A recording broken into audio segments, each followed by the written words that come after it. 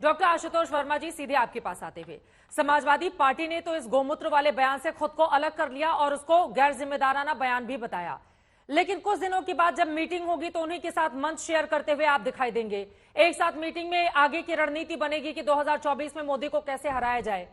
तो ये दोनों चीज तो नहीं चलेगी ना, चित भी मेरी पट भी मेरी, उनके साथ जाना भी है और उनके साथ दिखना भी नहीं है उनके बयानों पर। नहीं चित्रा, देखिए बयानों पे दिखना और राजनीति करना ये अलग अलग चीज है। ये तो अगर सवाल आप समाजवादी पार्टी से पूछती हैं तो सबसे पहले ये सवाल तो भारतीय जनता पार्टी से महाराष्ट्र में पूछना चाहिए कि खड़े होकर बयान बोलते हैं कि शरद शरद पवार चक्की पीसिंग पीसिंग पीसिंग, फिर उन्हीं के डिप्टी बन के जो है वो डिप्टी सीएम बन जाते हैं। कुणाल संगमा को दुनिया का सबसे भ्रष्ट राजनीतिक बोलते हैं अमित शाह, फिर उनके साथ सरकार बना लेते हैं। तो बयानों से पलटना, उनके साथ एक टेबल शेयर करना, ये भारतीय जनता पार्टी का काम है। देखिए मैं आपको दो बात बताऊं कि भारतीय जनता पार्टी और बहुत बड़ा हिस्सा उनका ये चाहता है कि जो मेन मुद्दे हैं वो यहाँ से हटाए जाएं और ये गौमूत्र पे, नॉर्थ और साउथ पे लड़ाई ली जाए। मुझे लगता है कि पहले तो भारतीय जनता पार्टी जो अति उत्साहित है, वो किस बात पे अति उत्साहित है कि इस देश में पहले मोदी जी अपने 10 साल पूरे कर लें। इसके पहले भी पंडित जवाहरलाल नेहरू, इवन इंदिरा गांधी जी और मनमोहन सिंह ने अपने 10 साल पूरे कर लिए। अभी तो 9.5 पौने 10 साल हुए हैं, तब इतना उत्साह है। भगवान जाने किस बात का इतना ऐसा उत्साह हो रहा है। राजनीति है, चुनाव आते हैं, चुनाव जाते हैं, लेकिन इतना घमंड कि हम तीसरी बार भी आ रहे हैं, हम चौथी बार भी आ रहे हैं, हम पांचवी बार भी आ रहे हैं।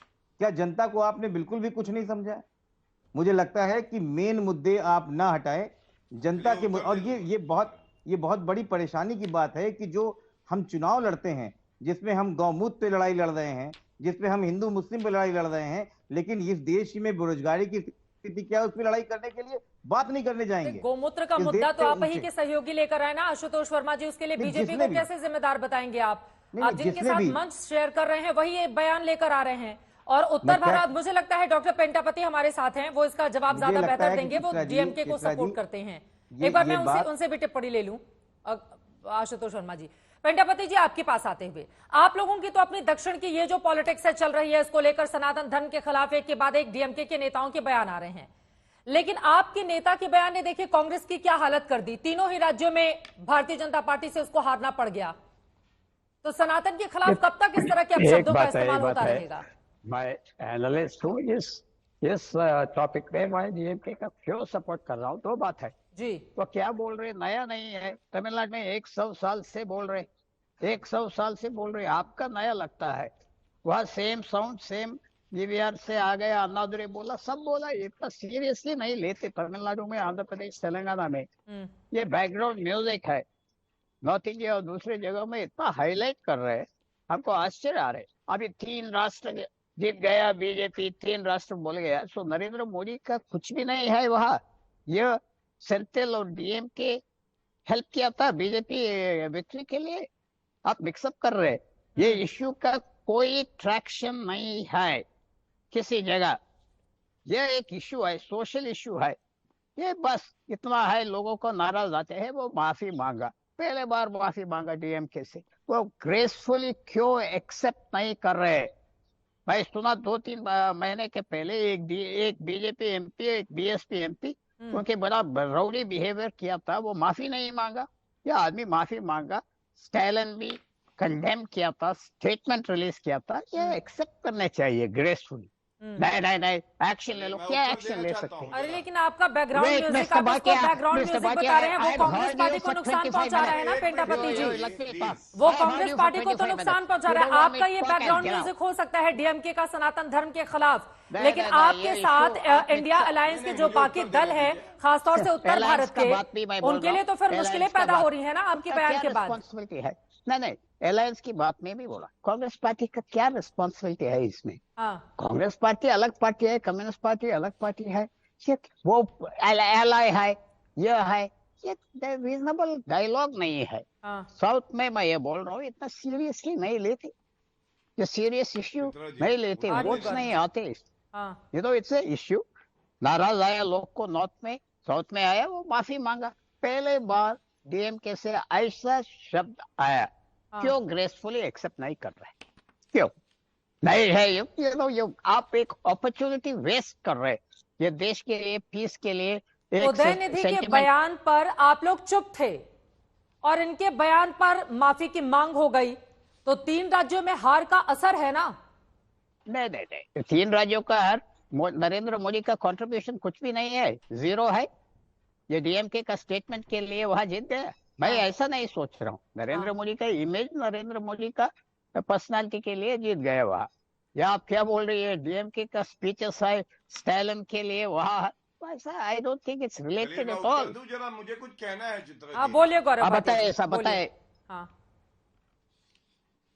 हाँ, देखिए, बहुत ही सम्मानपूर्वक, क्योंकि उम्र में मुझसे बड़े लग रहे हैं, मैं एक बात कहूंगा। पहली बात तो भाई साहब, संसद के पटल पर यह बात कही गई और आपने कहा कि ये बैकग्राउंड म्यूजिक है, तो मैं आपको बताऊं, बैकग्राउंड म्यूजिक हो या आपकी घृणा से भरी हुई राजनीति के लिए ये एक गीत हो, इस लाउडस्पीकर को बंद होना होगा, क्योंकि वो बाकी भारतीय जो हैं उनकी भावनाओं को आहत करता है। और आपने कहा ट्रैक्शन नहीं मिल रहा, अरे ट्रैक्शन गया तेल लेने, ये ट्रैक्शन की बात आपको लगती? अरे ये अस्मिता की बात है। जो जवान उत्तर के जो राज्य हैं, उत्तर प्रदेश, बिहार, गुजरात, मध्य प्रदेश, छत्तीसगढ़, राजस्थान, सेना में जाके अपनी जान दे देता है आपके लिए, आपके लिए, वो ये नहीं देखता कि आप दक्षिण भारत से हैं ये या वो कैसा, उत्तर भारत से है या कैसा पूरब रिलेट से है, करते पश्चिम हैं, से है। उसका अपमान कैसा ये रिलेट नहीं है। करते भाई वहां साहब, बीच में नहीं बोला सेमा। था मैं। आप भी नहीं नहीं सुनिए, नहीं, आप भी सुनिए, आप भी सुनिए। आप पहले मेरी बात सुनेंगे, फिर बोलेंगे तो अच्छा लगेगा। चित्रा जी, ओके ठीक सुनिश्चित है ठीक है, कराइए। गो अहेड हाँ, प्लीज, ठीक है, गो बीच बोलिए, में अहेड ना गो बोलिए, अहेड, बोले। बोलिए। Will listen to you. Thank you. अरे हाँ, पहले ही स्ट्रगल कर रहे हाँ, धन्यवाद। देखिए, ओके, मैं इतना ही अच्छा कहूंगा। ये क्या, आप डीएमके के मेरा नेताओं के बयान आपको बता रहा हूं। उन्होंने कहा, स्टालिन ने कहा सनातन को खत्म करना है, डेंगू, मलेरिया, और उसके बाद घमंडिया के साथी ने कहा कुष्ठ रोग और एड्स। किसी की हैसियत है किसी और धर्म के व्यक्ति के लिए, और मैं किसी धर्म का नाम नहीं लूंगा क्योंकि बांटने का काम हम नहीं करते। आप कह सकते हैं एड्स है, वो कुष्ठ रोग है। स्टालिन को पार्टी से निकाला गया? नहीं निकाला गया। उसके बाद आपके एक और एमपी हैं, टीकेएस एंड एलान गोवान। इन्होंने क्या कहा? इन्होंने कहा हिंदी हम नहीं सीखेंगे, ये जो पिछड़े राज्य हैं उनकी भाषा है, अगर हम सीखेंगे तो हम शूद्र बन जाएंगे। पार्टी से निकाला गया क्या? चित्रा जी, नहीं निकाला गया। और उसके बाद सबसे बड़ी बात है, सेंटिल ने जो कहा लोकतंत्र के मंदिर में वो गौमूत्र बता रहे हैं। अरे गौमूत्र बता रहे हो, सम्मान रखो संस्कृति का और संसद का भी। ठीक है, और मैं अगर जवाब इस ले लेती लायक हूँ। नहीं बाकी हो 2 कि मेहमान भी संसद बहुत में देर बैठ से हमारे सको, साथ तो हैं, जनता एक भी टिप्पणी अभी उनकी नहीं हो पाई नतीजे आए है। हैं, अब निजेश वही अवस्थी जी, सुनिश्चित करेंगे। संजय सराफ जी भी हैं। ठीक है, आधे घंटे गुजर चुके हैं, जल्दी से पिंडापति जी इस पर आप जवाब दे दीजिए। और पिंडापति जी, क्यों इस बात को, एक सेकंड सर सुनिए मेरा सवाल भी। उन्होंने जो आरोप लगाया, अभी आपकी 24 सांसद हैं जिसको लेकर डीएमके बहुत इतरा सकती है, लेकिन 2014 में आप लोगों का भी खाता नहीं खुला था। धर्म विशेष के खिलाफ या पर्टिकुलर क्षेत्र के खिलाफ उत्तर भारत क्यों उत्तर और दक्षिण में बांटने की पॉलिटिक्स आप लोगों के नेता की ओर से की जा रही है? एक भारत की बात नहीं हो सकती है क्या? पहले प्रोवोकेटिव स्पीच कौन शुरू किया इस देश में? पहले हिंदी चाहिए, हिंदी नहीं है, कौन स्टार्ट किया 1965 में? हम किया, आप किया? कौन स्टार्ट किया? आप किया। 65 में तो जाके बीजेपी देखिए, बनी लाल भी नहीं बहादुर थी। शास्त्री, लाल बहादुर पिंडापति शास्त्री टाइम से 1980 में बीजेपी का गठन हुआ है। मैं 1 मिनट चित्रा जी, समय आ गया हाँ, हेट स्पीच का एक लॉ लाओ। ये बीजेपी वाला हेट स्पीच करते हैं, हटा दो पार्लियामेंट से, ये सेंटेंस से हटा दो। वह कौन है, दनिश अली ने हटा दो। एक लॉ लाइए, अरे कोड लो, अभी लाइए, भी है, कोड ऑफ सेक्शन कॉन्डक्ट नहीं है, 153A पढ़िए। एक कोड एक ऑफ करके, एक एक करके इम्प्लीमेंटेड, पिंडापति जी। इम्प्लीमेंटेड उनको पता ही नहीं। Brother, implemented. किसी ने वो लॉ में हटा दो, कुछ भी नहीं किया। ब्रिंग अ लॉ, वी अरे वांट अ लॉ कौन फॉर इंप्लीमेंट करेगा? सरकार तो डीएमके की है। नहीं नहीं, यहाँ से कर सकते, स्टालिन यहाँ के से खिलाफ कर मुकदमा सकते। कौन करेगा? कॉन्स्टिट्यूशन, सरकार नो तो स्टालिन नो डीएमके नो, की है। वो कॉन्स्टिट्यूशन उनके वायलेशन पप्पा में कर करेंगे। सकते। आपका सिविल राइट्स है, पापा जो सिविल समर्थन राइट्स कर रहे हैं, वायलेशन कॉन्स्टिट्यूशन के नीचे आते पापा हैं। है आप नहीं मुख्यमंत्री, कर रहे, बेटे को क्या चिंता है? आप रोज कर गाली लेंगे। देते हैं हिंदुओं See, को। मैं वेलकम अब कर रहा हूँ। सुनेंगे नहीं ठीक है, आप। एक एक ऐसा करके law गौरव जी अरे को आप तो बोल लेने संविधान दीजिए पढ़िए, प्लीज। आप उम्र में बहुत बड़े हैं, संविधान पढ़िए। लॉ एंड उनको ऑर्डर बोल इज अ लेने स्टेट दीजिए, सब्जेक्ट। उनको बोल लेने दीजिए गौरव जी प्लीज। है? पिंडापति जी अपनी बात जल्दी से 2 लाइन में खत्म करें आप। से आप लाइए, लॉ लाइए, देश को जरूर है, नीड नेसेसरी है। Why don't you bring a law? Narendra Modi ji 10 साल गवर्नमेंट में एक लॉ नहीं लाया इसमें हेट स्पीच के बारे में। मैं उत्तर दे दूं जरा इनको। अब बाकी लोगों के पास नहीं लाए। अब मैं फंसूंगी नहीं। अब निजेश अवस्थी जी, 2 लोग और इंतजार करें बहुत देर से, संजय सराफ जी। अब निजेश अवस्थी जी, अब आपके पास आते हुए, लेकिन दक्षिण भारत में बीजेपी की नो एंट्री हो जाएगी, बार बार डीएमके की ओर से ये भी बातें कही जा रही हैं। और अगर 1980 से पॉलिटिक्स की बात करें तो यकीनन उत्तर भारत के मुकाबले दक्षिण भारत में तो कमजोर है बीजेपी। चित्रा जी, आपने ही आंकड़े अभी दिखाए हैं। हाँ। अगर मैं बोलता तो शायद ये होता कि कोई एक राजनीतिक विश्लेषक एक पार्टी का पक्ष लेते हुए दिखा रहा है। 29 सांसद हैं और 27 सांसद वो दूसरी पार्टी जो है अखिल भारतीय उसके हैं। डीएमके और बाकी लोग तो इतने पहुंच नहीं सकते क्योंकि तमिलनाडु से बाहर डीएमके का कोई लेना देना नहीं है। पुडुचेरी में अभी सरकार है बीजेपी की। कर्नाटक में सांसद हैं। तेलंगाना में 4 सांसद हैं। अभी बात बड़ी साफ सी है, मैं उसमें नहीं जाना चाहता। पुल्लू राव जी, मैं आपको एक बात बता दूं कि किसने कहा कि हिंदी होनी चाहिए। वो जो आपके बराबर में आशुतोष वर्मा जी बैठे हैं, नहीं बताया, मैं ऐसा नहीं बताया।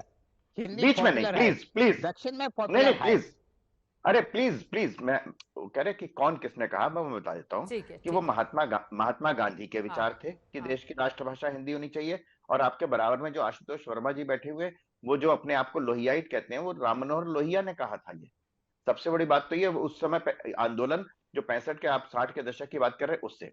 दूसरी बात, तहसीन, तुमने बहुत सारी बातें कही, लेकिन बात तहसीन एक है, लॉजिकल बात कहते हैं उसमें कोई दो राय नहीं, ईमानदारी से बात करते हो उसमें भी कोई दो राय नहीं। लेकिन एक बात बताओ, वो जो कर्नाटक का आपका कांग्रेस का जो नेता था जो कहता था हिंदू शब्द का इतना गंदा अर्थ है कि मैं अपने मुंह से बोल भी नहीं सकता, आपने क्या किया उसके लिए? एक नहीं, आपको मैं ऐसे सैकड़ों, और मैं नहीं कह रहा हूं ये, आपकी पार्टी के टिकट पर इलेक्शन, संसद का, लोकसभा का इलेक्शन लड़ चुके प्रमोद कृष्णम कह रहे हैं कि कांग्रेस पार्टी में हिंदू विरोधी लोग घुस गए और उनकी बहुतायत हो गई है, हिंदुत्व शब्द से नफरत है। इस बात का आप 2-4 बयान उनके और इनके लेकर के आप नहीं कर सकते। तीसरी बात, जैसे में आपने कहा दिल्ली में पुलिस आपकी ये कर दीजिए, अरे भैया दिल्ली की पुलिस का सवाल नहीं है। अगर संबित पात्रा के खिलाफ छत्तीसगढ़ में एफआईआर हो सकती तो आप करिए ना कर्नाटक में और तेलंगाना में, तमिलनाडु के उस सेंथिल के खिलाफ। दिल्ली और आप एफआईआर तो कहीं भी करवा सकते हो, और आप तो हेट स्पीच के खिलाफ अभियान चलाए हुए हैं। चौथी और अंतिम बात, मैं एक बात बता रहा हूं, ये पहली बात नहीं है। अभी पुल्लू राव जी ने कहा कि 100 साल हो गया, राजनीति बहुत बदल गई है, नंबर 1 बात। और हम जैसे लोगों को आज पूरे समूचे भारतवर्ष को एक सूत्र में बांधने की बात करनी चाहिए या डिवीजन की बात करनी चाहिए। आपके आई तो तमिलनाडु में वहां के मुख्यमंत्री के बेटे उदयनिधि स्टालिन सनातन धर्म को इरेडिकेट करने की बात करते हैं, और आप में से कोई कुछ नहीं बोलता। आप में से आप कहते हैं ये तो हमेशा चलता रहा है, कोई सीरियस बात नहीं है ये। आप करिए ना किसी और के खिलाफ ऐसा बात, आप क्रिश्चियन करिए ना, आप ईसाइयों के बारे में कहिए कि ईसाई धर्म मैं खत्म करना चाहता हूं, खत्म कर देंगे हिंदुस्तान से, करिए, आप हिम्मत है तो करिए ना। नहीं करेंगे ना आप। इसलिए मैं कह रहा हूं कि टेकन फॉर ग्रांटेड हिंदुओं को लिया हुआ आजादी के बाद से लगातार अब तक, कि हिंदुओं को तो टेकन फॉर ग्रांटेड ले लो, वो तो बहुतायत में, उनका वोट बटेगा जातियों में, उत्तर दक्षिण में, पूर्व पश्चिम में, बाकी चीजों में, अमीर गरीब में, पिछड़े अगड़े में। लेकिन बात ये नहीं है, बात भारत की है पुल्लू राव जी।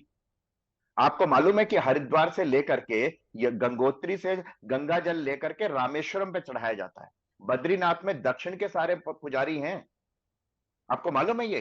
तिरुपति में आपको मालूम है कि उत्तर भारत के जाने वालों की संख्या का हिसाब किताब क्या है, और काशी में आने वाले दक्षिण भारतीयों की संख्या का अगर हिसाब किताब मैं आपको बताऊं तो आप चौंक जाएंगे।